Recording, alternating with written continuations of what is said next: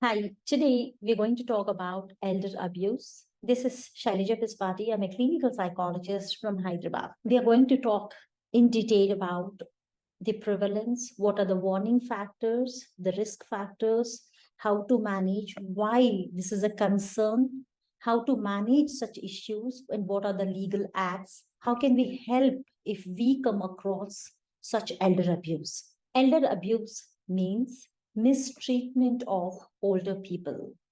And this was first described in the British scientific journals in 1975 as the term granny battering. It is an act of commission or omission. When I say act of commission or omission, it means that it is an intentional or an unintentional neglect or an act.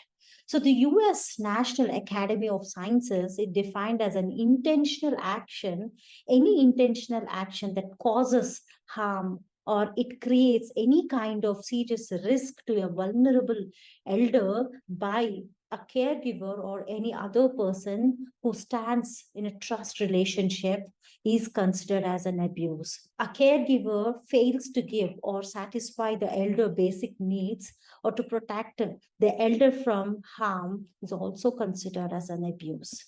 As per the International Network for the Prevention of Elder Abuse, it states that elder abuse is a single or a repeated act or lack of appropriate action occurring within any relationship, whereas there is an expectation of the trust which causes harm or distress to an older person. It means that a single act or the repeated acts. Next is no appropriate action is taken, and this can occur within any kind of such relationship where the trust is expected, and this causes harm or distress to an older person. Why we are concerned about the elder abuse actually? It means that the predicted by the year 2025, the global population aged 60 years and older will be more than double from 542 million in 1995 to 1.2 billion. It means a huge rise in the number of elderly people, and we can see this as a tectonic shift demographically, and this is popularly known as gray tsunami. And this witnessing vast rise in the elderly population with corresponding rise in their needs as well. As per the UN, 62.1% of elderly in India do not get any kind of long term and palliative care managing home care for elderly. Now, coming to the prevalence rates, an estimated 10% of persons above 65 years of age are abused. Approximately 450,000 non-institutionalized elderly person aged 60 and over were victims of abuse and or neglect, about 1 to 2% of the total population. Approximately 80% of these such abuses went unreported to adult protective services, which is called APS agencies. The older women, 67%, are far more likely than men, 32%, to suffer from abuse, as per the National Center on Elder Abuse Study 2004. More than half of the alleged perpetrators of elder abuse are female, is 53%. So we come across elder abuse in the forms of different ways. That is, physical abuse. There is a willful infliction or, giving physical pain or injury, like, hitting, slapping, shaking, striking with objects, or, any use of physical or chemical restraints. Sexual abuse.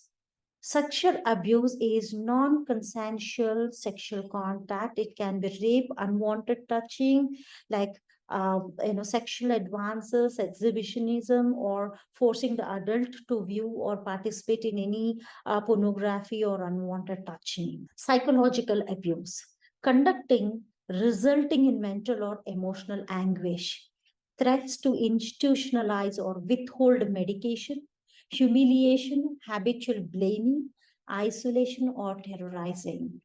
Financial or material exploitation, misappropriating an older person's assets for someone else's benefits, like, theft and blackmail, coercion to change wills or other legal documents to counter to the victim's best interest, forging the elder's signature. Healthcare fraud and abuse. It means that not providing healthcare but charging for it, overcharging or double billing for medical care or services, over medicating or under medicating, recommending fraudulent remedies for illness or medical conditions, neglect, failure to provide the goods or services necessary for maintaining their health and avoiding harm or illness.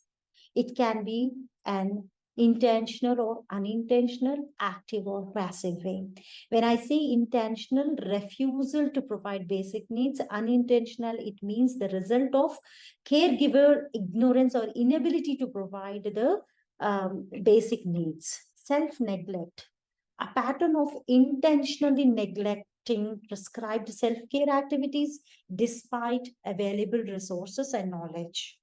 Difficult to define due to conflicting individual and ethnic perspectives. Concerns regarding mental competence frequently complicate intervention, as do ethical issues related to patient autonomy. How do we find the characteristics, common characteristics to victims of abuse and neglect? Above 75 years of age, poor health, low income, isolation, and if any functional disability and cognitive impairment, and any kind of history of mental illness or domestic violence. Some warning signs of abuse. How to identify what are the warning signs of such abuse?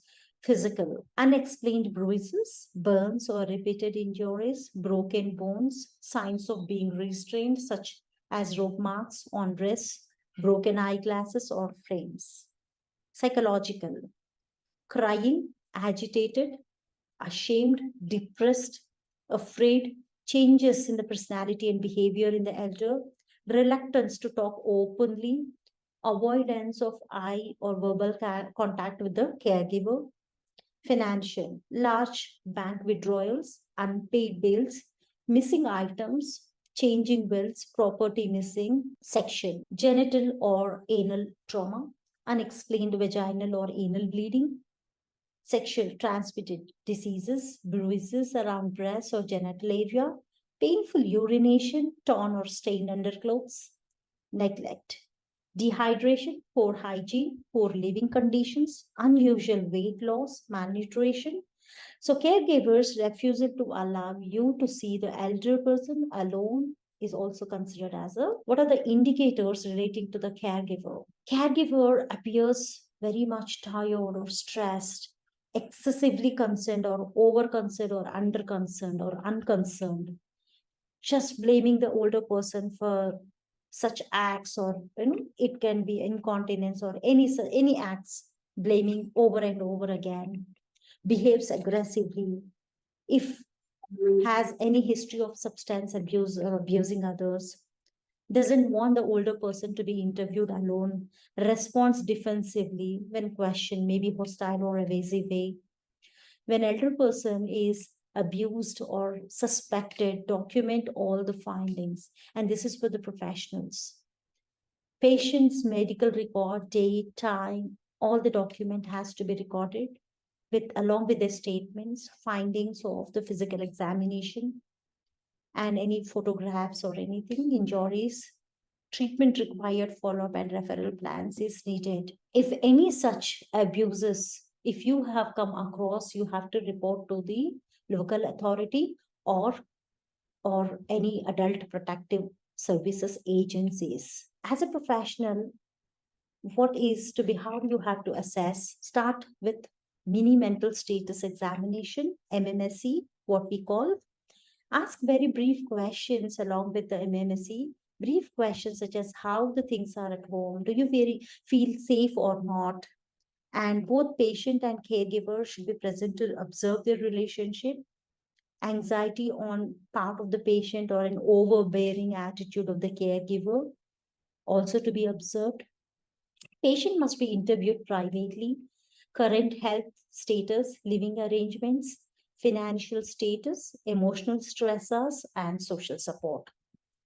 If elder abuse is suspected, proceed with more detailed assessments, evaluate risk factors for abuse, like indicators of abuse screen, geriatric depression rating scale, detailed patient histories, physical assessment, interview the caregiver in detail. If a crime has been committed, notify local law enforcement. What is the impact of elder abuse? You see suffering, illness, or premature death, nursing home and hospital admittance, large economic losses, increased mortality, poorer physical outcomes, poor psychological outcomes include higher levels of distress and depression. Why usually people do not approach for help? They are ashamed to share or to know that they are mistreated by their own family members. They're afraid of retaliation by the family members if agencies do come to help. Approximately 52% of victims find that it will not be good for their family honor, and also the lack of awareness of such help or support extended. The Maintenance and Welfare of Parents and Citizens Act 2007, it says that this act states that parents and grandparents who are unable to maintain themselves their own with their own earnings can seek maintenance from their children. Like childless senior citizens as well can also demand maintenance from a relative who is the legal heir of the former and is possession or will inherit their property after their death. If the children or said relatives neglect or refuse to maintain the senior citizens, the maintenance tribunal can order the former to make monthly allowances that shall not exceed 10,000 rupees. A significant provision in the Act deals with the transfer of property, which can be made void under certain circumstances, like if children or relatives refuse to provide elders with basic amenities and physical needs. Section 24 of the Act deals with offenses relating to abandonment. According to it, any person who abandons a senior citizen, they are responsible to be jailed up to 3 months and 5,000 rupees as a fine. Section 19 of the Act deals with the establishment of at least one old age home in each district with minimum 150 senior citizens who are indigent. Now, legal safeguards in the Indian context, provisions set forth by the Indian law to ensure the protection of the rights of elderly. So there are many acts, Himachal Pradesh Parents Independent Act, National Policy on Older Persons, 1999 Act, HelpAge India. This is non-profit organization, helps elderly senior citizens set up in 1978 who serve elderly needs in a holistic manner, enabling them to live actively, dignified, and healthier lives. Like, the services offered by them, rescue of abandoned and healthcare, legal support. And if any help is needed, they can call Elder Helpline 1800-180-1253. Old age allowance in Punjab. Punjab government has lowered the age of eligibility for the old age allowance by 5 years. 5% old age allowance would be given to pensioners over the age of 65 years now in place of 70 years. Only 30% of the world's elderly are covered by pension scheme. Elder abuse study 2018, and here it is reported that maximum in Mangalore, Ahmedabad, Bhopal, Amritsar, Delhi and Kanpur, there are some elder abuse was reported, and the least reported in Jammu, Mumbai, Kochi, and Guwahati. The most common form of abuse experience was disrespect, 56%, verbal abuse, 49%, and neglect is 33%. The main abusers reported son, 52%, daughter-in-law, 34%. 82% of the abuse did not report matter. The key reasons for not responding were to maintain the confidentiality of the family matter and lack of awareness. Old age home. The HelpAge India has established model homes for the senior citizens in places such as Patiala and Gurdaspur in Punjab, Kodalur in Tamil Nadu and Kolkata in West Bengal, and Helpage India also support old age homes in 23 other states of India. How to manage, show the empathy, discuss the concerns related to the suspected abuse or neglect. Involve professionals from other discipline if it is needed, and that will help to assist more detailed evaluation. Continued contact with the trusted family members and family physicians and other medical doctors. Prevention. First, identification is the most important. Identifying those at risk or first approaching family physicians. Because they develop long-term relationship with the patients and their families. And advantage in assessing and addressing the patients as well as caregiver risk factors. Home healthcare professional or any other home-based service providers, they also observe both the home environment and the individual. So you can get more detailed information, and you can do office and then home-based assessment, so that it's an excellent opportunity to determine the appropriate level of care is needed to the individual. Conclusion: proper care of elder individual at risk for abuse can and should be provided by the family physicians. Adequate understanding of associated warnings, working relationship with supportive community services, meaningful doctor-patient relationship, approaching mental health professional, taking the necessary help, all these can have a significant impact on the emotional and physical well-being of an older patients. Thank you very much. I hope you liked the presentation.